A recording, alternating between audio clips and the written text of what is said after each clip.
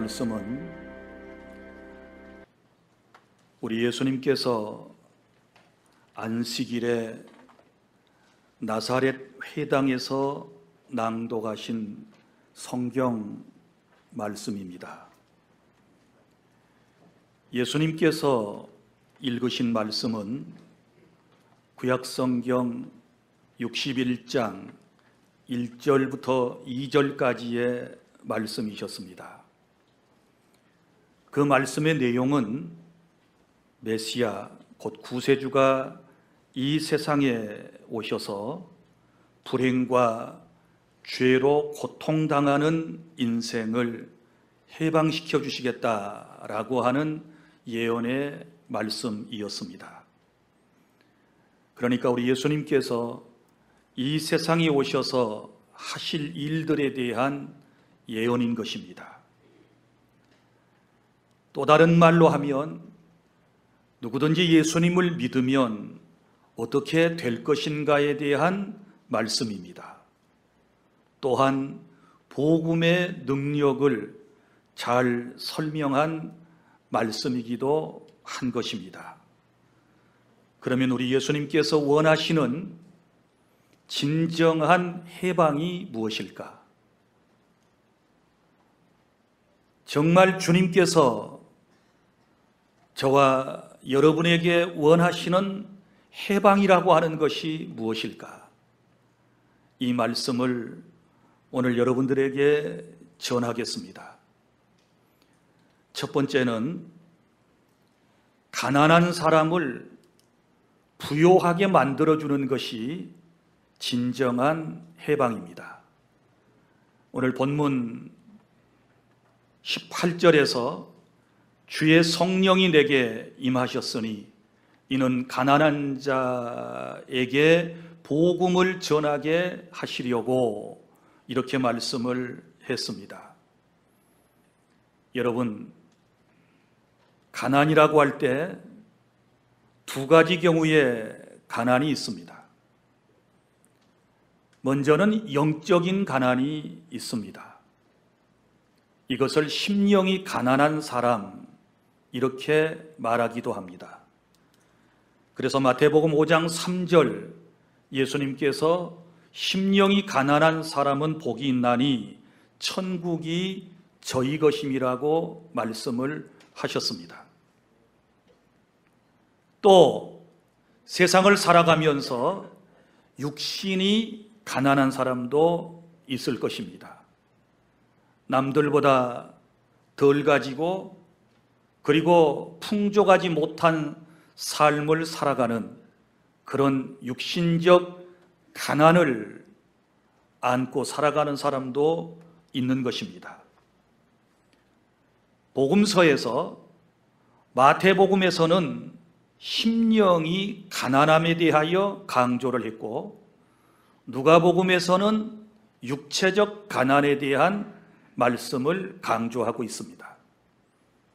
왜 그런가 하면 마태복음은 마태가 성령의 감동을 받아 성경을 기록할 때 유대인들을 대상으로 했기 때문에 심령의 가난함에 대하여 강조를 했고 누가복음을 기록한 누가는 이방인들을 대상으로 해서 복음을 전했기 때문에 이방인들이 관심을 가질 수 있는 육체적, 육신적 가난함에 대하여 말하게 된 것입니다. 성도 여러분, 우리 주님께서 이 세상에 오신 이유, 그리고 저와 여러분에게 진정한 해방을 원하시는 것은 바로 이 가난함에서부터 부요해지는 것입니다. 심령이 가난한 사람이 예수님을 마음속에 모심으로 부요케 되는 것이고 심령이 가난한 사람이 성령 하나님으로 충만하게 되어 진정한 부요함을 누리게 하는 것. 예수님을 믿고 구원받은 사람이 이 땅에서 육신의 삶에도 부요함이 넘치기를 원하시는 하나님의 거룩하신 뜻을 깨달을 수 있기를 바랍니다. 우리 기독교의 구원관을 전인적 구원이라고 그럽니다. 무슨 얘긴고 하면 영혼도 소중하고 우리의 육체의 삶도 귀한 것입니다. 어느 것 하나 소중하지 않은 것이 없습니다. 둘 다 가치가 있고 너무너무 소중한 것입니다. 우리가 이 땅에서 예수님을 만나서 구원받고 하나님의 자녀가 되었습니다. 하나님께서는 저와 여러분이 이 세상에서도 잘 되기를 원하시고 행복한 삶을 살아가기를 원하신다는 것을 믿으시기를 바랍니다. 그리고 우리의 영혼이 구원받기를 원하시는 것이지요. 우리의 영이 잘 되기를 하나님께서는 원하시는 것입니다. 그래서 주님이 원하시는 진정한 해방이라고 하는 것은 어느 한쪽에 치우치는 것이 아닙니다. 자칫 잘못하면 죽어서 천국만을 얘기하고 육신의 삶을 부정하고 늘 그렇게 죄악시하는 것은 옳지 않은 신자들의 삶의 태도인 것입니다. 또 반면에 육신의 삶만 소중하고 내세에 관한 확신도 없고 내세에 관하여 아무런 관심도 없이 살아가는 그것 또한 더 잘못된 것입니다. 성도 여러분, 둘 다 소중한 것입니다. 나는 여러분들의 영혼도 잘 되고 범사도 잘 되고 주 안에서 강건하기를 바랍니다. 영육이 부요한 자가 되시기를 바랍니다. 여러분은 믿음의 부요한 자가 되시기를 바랍니다. 다시 말하지만 성령으로 충만되시기를 바랍니다. 그리고 육신의 삶에도 하나님의 은총을 입어서 여러분이 주 안에서 하는 것마다 잘 되어지고, 그래서 하나님께서 기뻐하시는 삶의 현장에서 하나님의 영광을 위하여 힘써 살아가는 우리 주 안의 모든 성도 여러분이 다 되시기를 축복합니다. 영적인 가난이 먼저 해결되면 육신의 가난은 저절로 해결될 것입니다. 그래서 주님께서 우리에게 주시기를 원하는 첫 번째, 바로 이 해방이라고 하는 것은 가난한 자에게 복음입니다. 그리고 둘째, 주님이 우리에게 진정 주시기를 원하시는 해방이라고 하는 것은 포로된 자에게 자유함을 주시기를 원하십니다. 포로된 자가 누구입니까? 전쟁에서 지면 승리자에게 패자는 포로가 되는 것입니다. 포로가 되는 순간부터 자유를 상실하게 되는 것입니다. 여러분, 한 나라가 망하면 포로민이 많이 발생하게 될 것입니다. 옛날 이스라엘의 역사를 보아도 이스라엘 백성들은 포로 생활을 한 적이 있습니다. 북쪽 이스라엘이 BC 722년 아수르에 의해 망하고, 남쪽 유다는 BC 586년에 저 바벨론에 의해서 망해가지고 70년 동안 포로 생활을 했던 적이 있습니다. 포로들에게 간절한 소원이 있다면 자유일 것입니다. 우리나라 또한 일제 강점기를 통하여 무려 36년 동안 우리는 자유 없는 서러움을 당하다가 8.15 광복절을 맞아서 우리는 자유를 얻었습니다. 사랑하는 성도 여러분, 그런데 우리가 정치적 포로로 있다가 자유함을 얻는 것도 중요하고 국가가 자유를 얻는 것도 매우 중요하지만, 더 중요한 것은 내 개인의 삶에 있어서 진정한 자유를 여러분이 누리고 있는가를 깊이 한번 생각해 보셔야 할 것입니다. 나라는 광복을 찾았는데, 나라는 자유가 왔는데, 내 삶에, 내 영적인 삶에 있어서 진정한 주님이 원하시는 자유를 만끽하며 행복한 삶을 살고 있는지, 아니면 아직도 실제적으로는 무엇인가 눌려서 포로민의 삶을 살아가고 있는지를 깨닫는 그런 시간이 되기를 바랍니다. 예수님을 진정 모르는 사람들, 그리고 예수님을 믿지 않는 사람들은 지금도 무엇에겐가 포로가 된 상태에 있다는 것을 우리는 잘 알고 있습니다. 예수님을 인격적으로 모셔드리지 못한 사람들은 지금 마귀에게 포로가 된 상태입니다. 악한 영이 그의 인생을 주장하고 있기 때문에 그의 마음에는 자유로움이 없습니다. 그래서 항상 두려움을 가지고 있고 많은 제한과 제약 속에서 인생을 안타깝게 살아가는 모습을 볼 수 있지 않습니까? 예를 들어서 이사를 해도 예수님을 믿는 사람은 어느 날에든지 시간이 비는 날에 이사를 할 수 있지만 예수님을 믿지 않는 사람들은 퇴기를 해야 합니다. 그렇지 않습니까?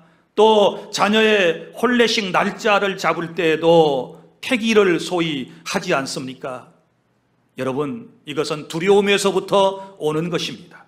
악한 영들이 그의 인생을 붙잡고 있기 때문에 진정한 자유를 날에 대해서도 누리지 못하고 그렇게 하루하루를 살아가는 것입니다. 그러나 우리가 예수 그리스도를 영접하고 진정한 자유를 누리게 되면 모든 날이 다 좋은 날이고 하나님의 날인 줄로 믿으시기를 바랍니다. 믿습니까? 이 날은 존귀한 날이라. 이 날이 항상 존귀한 날, 내가 숨쉬고 살아있는 날은 늘 복된 날이고 다 좋은 날임을 여러분이 확신하실 수 있기를 바랍니다. 예수 그리스도 안에 살아가는 사람들은 절대로 두려움에게 사로잡히지 않는 것입니다.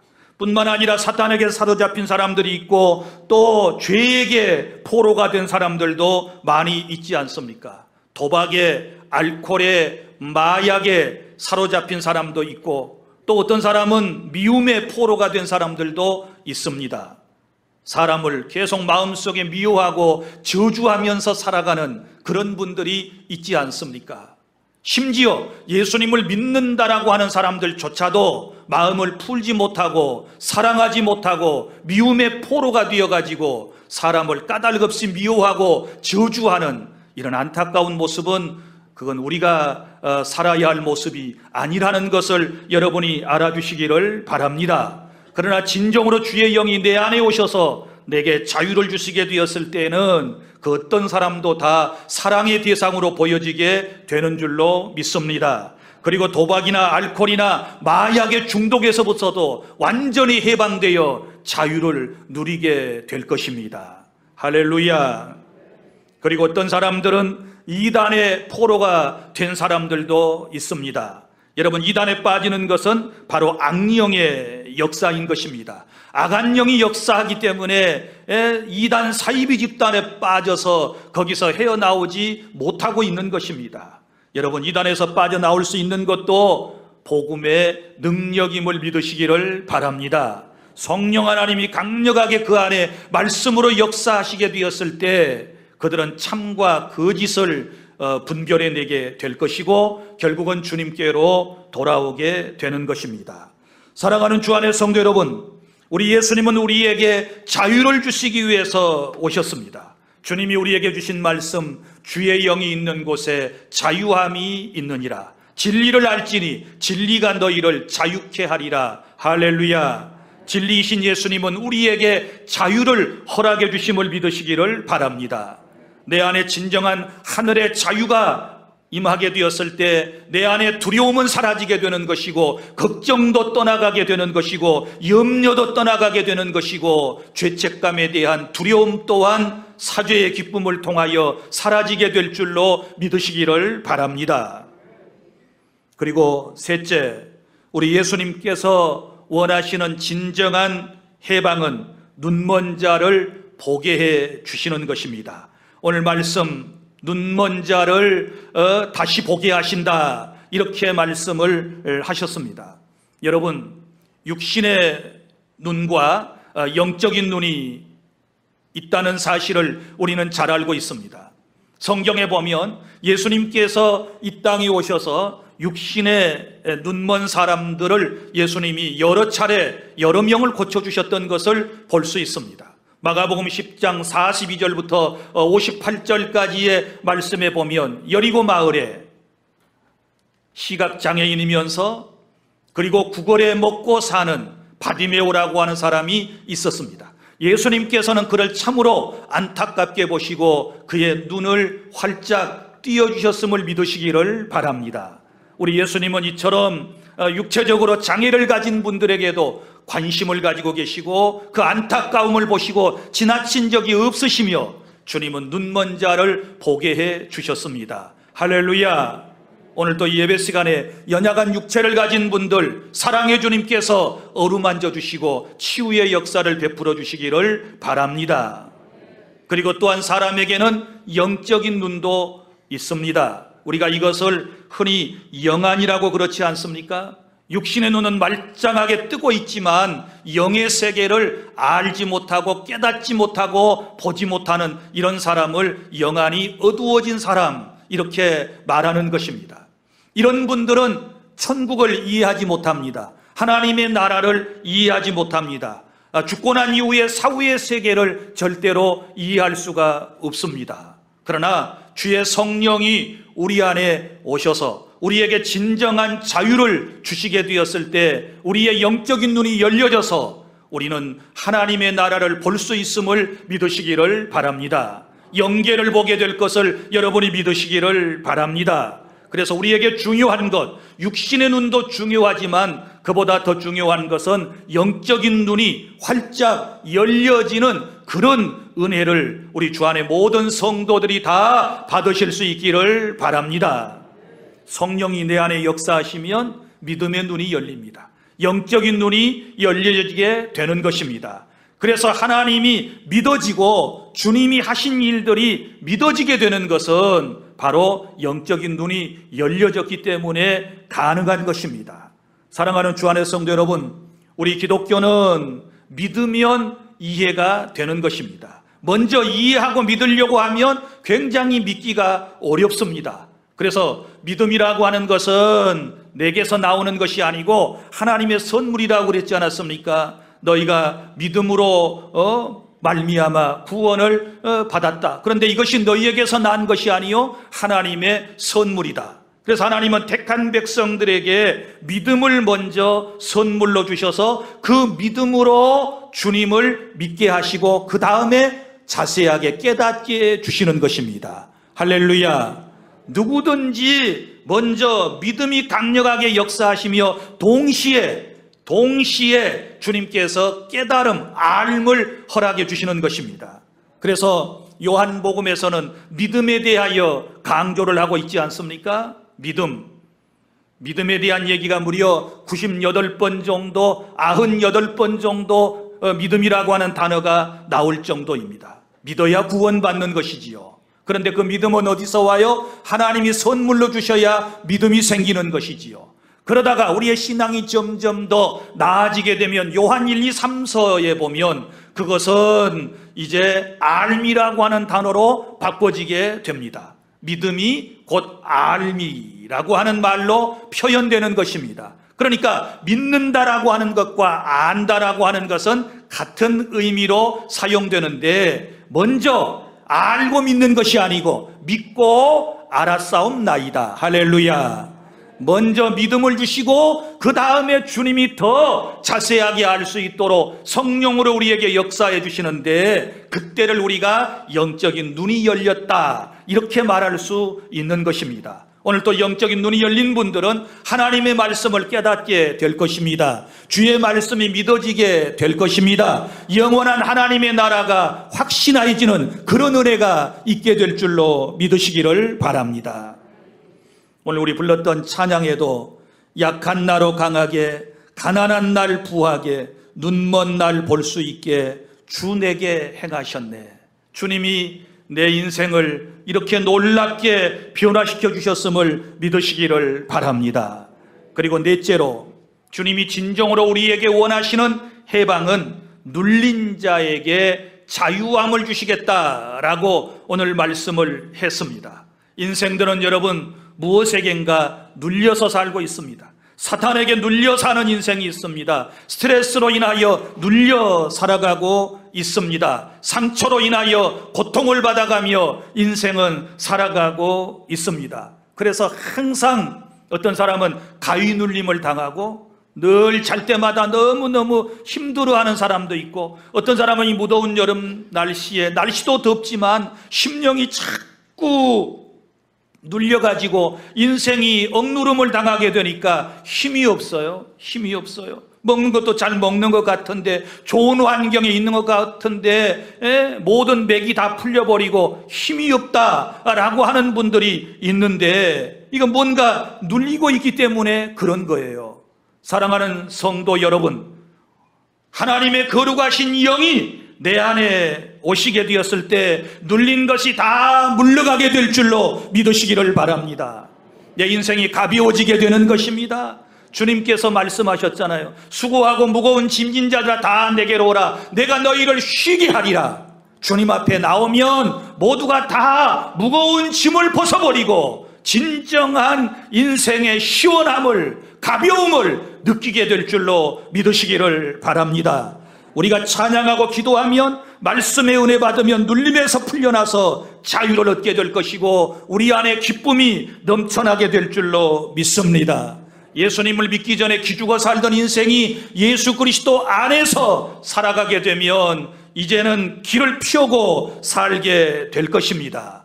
이것이 복음의 능력이라고 주님은 우리에게 말씀을 해 주셨습니다. 이사야서에서는 마음이 상한 자를 주께서 고치신다 그랬는데, 이건 마음의 상처를 입은 사람들과 그리고 육체의 질병으로 고통받는 이들을 의미하고 있습니다. 고통으로 질병을 받는 사람들, 이 고통 때문에 질병을 또 앓는 사람들이 있고, 또 그 질병 때문에 고통을 동반하여 살아가는 이런 안타까운 사람들이, 여러분 진정한 자유를 얻으려면 오늘 또 그리스도를 마음속에 구주로 영접하고 그분과 함께 동행하는 인생을 살아야 될 줄 믿습니다.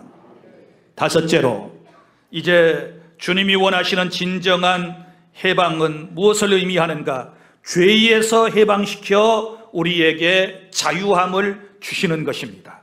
주님이 우리에게 원하시는 진정한 해방은 자유의 죄에서부터의 해방이라고 하는 것을 알아야 되는데, 오늘 말씀에 보면 주의 은혜의 해를 전파하게 하려 하심이니라, 이런 말씀이 나옵니다. 여기 주의 은혜의 해가 나오는데 이 말이 무슨 말씀일까요? 구약성경 레위기 25장 8절부터 55절에 보면 이 은혜의 해가 나오는데 이 해를 희년이라고 그럽니다. 기쁜 해. 그런데 이 희년은 50년마다 한 번씩 돌아오는 해를 의미합니다. 자, 여러분 보세요. 일주일마다 한 번씩 돌아오는 날을 안식일이라고 그러고, 7년마다 한 번씩 돌아오는 해를 안식연이라고 그러고, 50년마다 한 번씩 돌아오는 해를 희년이다, 이렇게 말을 합니다. 기쁨의 해라고 그러는데, 그러면 도대체 이 희년이 돌아오면 어떤 일이 생길 수 있을까요? 자, 이때가 되면 땅의 경작이 중지가 됩니다. 땅도 여러분 지력을 높여야 되거든요. 땅이라고 해서 계속 거기에 종자 심고 거두고 먹는 것이 아니고, 인생이 수고롭게 거기에 퇴비도 줘야 되고 경작을 잘 해야만이 많은 것을 얻을 수 있지 않겠습니까? 땅 입장에서도 힘든 것이지요. 그런데 땅이 7년마다도 한 번씩 쉬지만 50년째 되는 날에는 완전히 경작이 중지되는 거예요. 그러니까 땅도 그 해를 기다릴 수 있는 거예요. 또 모든 사람이 50년, 희년이 되면 자기 고향으로 돌아가게 돼요. 객지 생활을 하다가, 나그네 생활을 하다가 자기의 고향으로 돌아가는 해이기 때문에 너무너무 기쁨의 해이다, 이렇게 말하는 것이고, 또 빚이 많은 사람들은 이 50년 해가 돌아오면 모든 빚을 탕감받는 해예요. 그러니 빚진 사람들은 자나깨나 언제가 돌아오기를 기다릴까요? 희년이 돌아오기를 기다리는 것입니다. 그보다 더 기다리는 사람들이 있어요. 누군가 하면 노예들이에요. 노예들이 해방되는 해가 바로 이 희년이거든요. 이 해가 되면 노예를 다 해방시켜줘야 돼요. 전부 풀어줘야 돼요. 그런데 보십시오, 여기서 우리가 한 가지 깨닫게 되는 구원의 진리가 있는데, 자기 노력 없이 하나님이 정해 놓으셨기 때문에 그 하나님의 말씀에 따라서 기쁨의 해가 되는 거예요. 믿습니까? 구원이 그렇습니다. 자기 노력이 필요 없어요. 하나님이 말씀에 놓으셨기 때문에 그 하나님의 말씀대로 누구든지 예수님을 믿으면 죄에서부터 구원받게 될 줄로 믿습니다. 이런 은혜를 희년이라고 하는 제도를 통하여 우리에게 설명해 주고 있는 것입니다. 인생이 자기 노력으로 자기 의지로 구원받는 거 아니에요. 순전한 하나님의 은혜의 역사를 통하여 우리가 구원에 참여하게 된다는 사실을 깨달을 수 있기를 바랍니다. 예수 그리스도를 통하여 우리에게 베풀어 주신 이 놀라운 은혜를 생각하면 우리는 너무너무 감사한 거예요. 그래서 희년이니까, 기쁨의 해이니까 우리가 예수 믿고 아무 공로 없이 아무 대가 없이 거저 구원을 받았으면 기뻐해야죠. 할렐루야. 이것이 진정한 해방인 줄로 믿습니다.